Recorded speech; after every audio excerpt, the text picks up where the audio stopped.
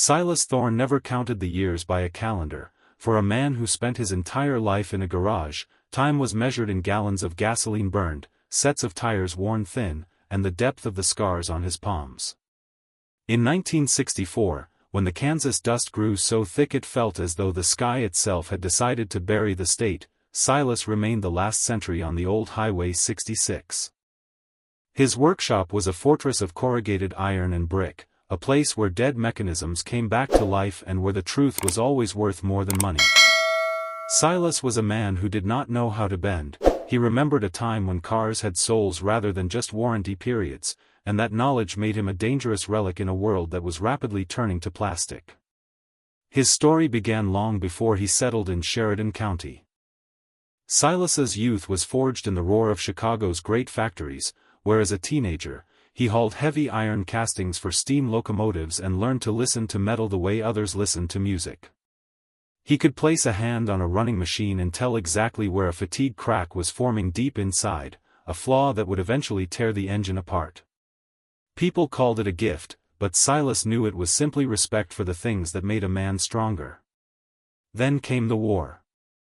World War II met him not in a trench with a rifle, but under the armor of Sherman tanks as part of Patton's 3rd Armored Division. In the winter of 1944, amidst the Ardennes forests in Belgium, the world turned into an endless canvas of white snow and black smoke.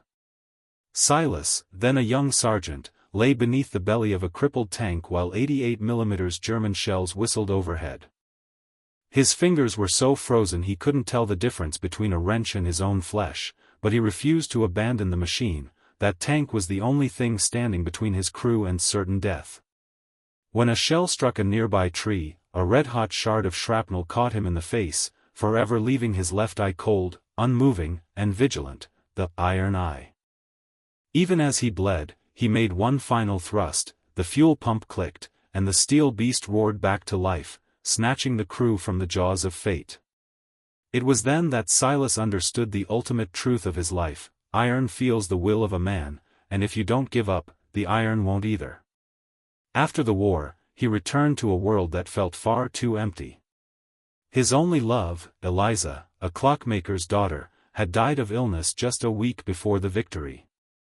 It broke something inside him that no tool could ever fix.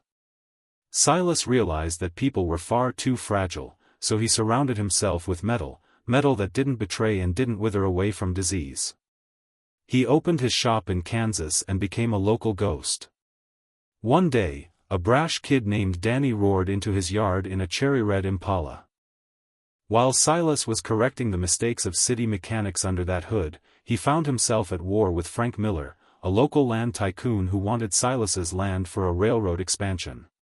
When Miller's goons showed up with cans of gasoline, Silas met the 4 of them armed with nothing but a heavy pipe wrench.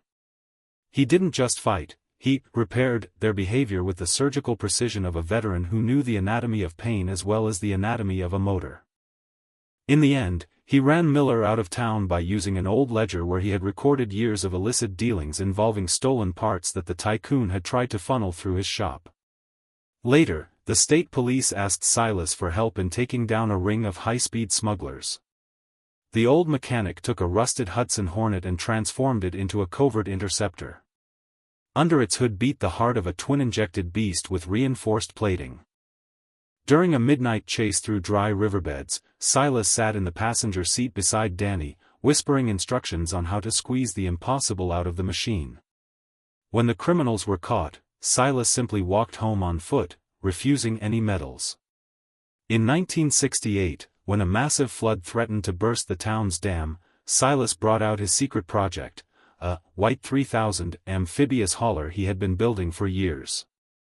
He worked for 6 hours under a freezing downpour, using his truck as a living shield against the torrents of water to save the town that had once tried to evict him.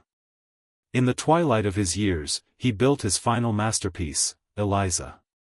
A body of raw, unpainted steel, a perfect balance of weight and power. Silas took it for one last drive up the hill, cut the engine, and for the first time in decades, he smiled as he watched the sunset. He left the shop to Danny, having taught him that a true master is one who knows when the tools cannot be put down.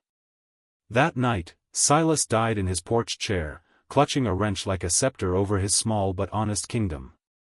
His workshop didn't become a museum, it stayed in business, because the legend of Iron Eye Thorne was forever etched into the history of the road, a reminder that character doesn't rust and a man's word is stronger than any steel.